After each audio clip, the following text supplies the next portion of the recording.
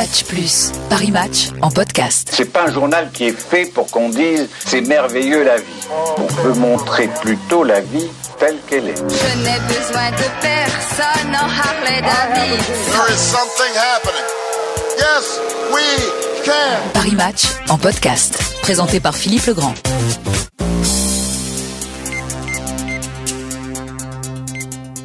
Rendez-vous pour un nouveau numéro de Match Plus à l'occasion de l'apparition d'un nouveau numéro de Paris Match avec cette semaine en couverture l'actrice Mathilde Seigné, photographiée par l'homme de sa vie. Dans ce numéro, une autre actrice, Sophia Loren, que nous raconte Jean-Philippe Chatrier. Vous êtes journaliste à Paris Match, vous avez pris l'avion pour retrouver, pas si loin que ça de Paris, en Suisse, à Genève, Sophia Loren. Comment vous êtes-elle accueillie ? Eh bien, merveilleusement, avec beaucoup de charme, beaucoup de gentillesse, beaucoup de disponibilité. Chez elle, dans un très beau et très grand appartement qu'elle habite à Genève, donc depuis très longtemps, depuis une quarantaine d'années. Rempli de souvenirs ? Oui. Rempli de souvenirs. Alors faites-nous vivre le début de cet accueil, cette rencontre, quand vous avez franchi le pas de la porte. Alors on arrive dans une sorte d'immense hall qui est entièrement rempli de diplômes d'Oscar, pas de César, je crois qu'elle n'a pas de César, mais de Lion d'Or, de Palme d'Or, de diplômes, de rubans, de décorations, de témoignages des Bambi qui sont une sorte d'ours d'or allemand. Il y en a des étagères entières, des couloirs entiers. Alors on voit des diplômes, des choses étonnantes, comme le fait par exemple un diplôme qu'elle a reçu pour avoir enregistré Pierre et le Loup, avec dans le rôle des autres personnages, Gorbatchev et Clinton, enfin des choses comme ça. Voilà, puis elle arrive, et puis elle est charmante, et puis on s'installe dans un immense salon un peu baroque, avec des photos Elle reçoit l'anglaise avec un peu de thé ? Avec un peu de thé, oui, un peu de thé, ou un peu de boisson, de l'eau, enfin voilà, on a été très bien traités. Elle vous accueille en quelle langue, vous, journaliste français ? Eh bien, on a parlé français tout le temps, et elle parle parfaitement français, avec un bel accent italien, bien sûr, mais parfaitement français, aucun problème. Alors cette actrice italienne est citoyenne du monde en quelque sorte, elle est connue dans le monde entier, les Américains l'adorent, l'ont récompensée, c'est une femme du monde entier. C'est une femme du monde entier qui est certainement une des actrices les plus célèbres qui soit dans le monde entier et qui c'est ce qui la rend assez fascinante au premier abord, c'est que c'est une légende, la dernière survivante avec Elizabeth Taylor de ce fameux âge d'or de Hollywood des années 50 et 60. Et Cinecittà. Hollywood et Cinecittà, donc la grande époque des Ava Gardner, des Cary Grant, des Richard Burton, des gens comme ça, quoi.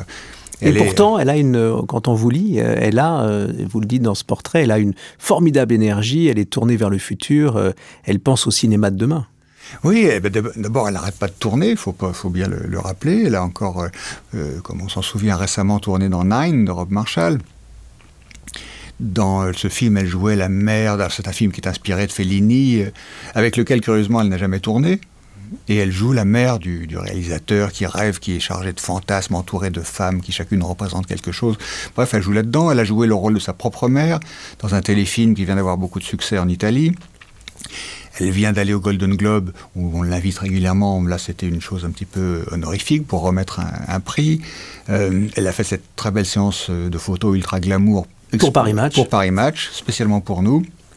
Absolument. Et d'ailleurs, on comprend tout à fait, parce que le photographe a choisi un angle à un moment donné particulier, qui met en avant ses jambes. On comprend tout de suite la phrase de Marcello Mastroianni lorsqu'il lui parlait de la longueur de ses jambes, des jambes de gazelle. Coscia lunga, il l'appelait Coscia lunga, ce qui veut dire longue jambe en italien. Et Marcello m'en a parlé, c'était un frère, pas un amant, contrairement à ce qu'on a pu croire parfois, un frère qui la faisait hurler de rire, qui n'arrêtait pas de raconter des blagues à table, surtout quand il avait bu un petit peu, me dit-elle. Quelqu'un qu'elle aimait énormément, avec qui elle a tourné, je crois, 14 films, dont le fameux Une journée particulière, et qu'elle a retrouvé dans Prêt-à-porter d'Altman, où il était très, très fatigué déjà. Alors Jean-Philippe Chatrier, vous avez passé une journée particulière avec elle.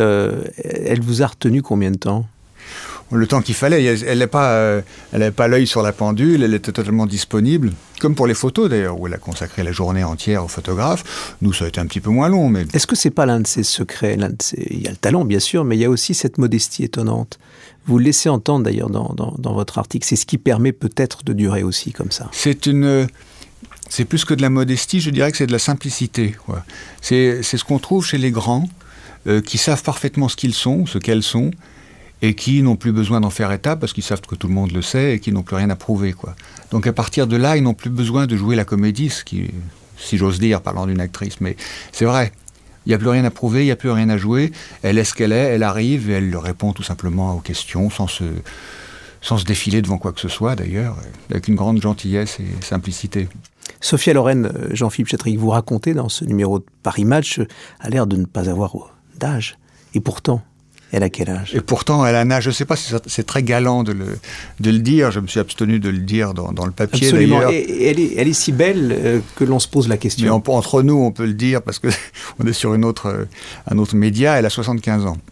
Ce qui, beaucoup de gens le savent, c'est pas un secret, mais et pour ses 75 ans, je vais vous dire qu'elle est extrêmement bien conservée.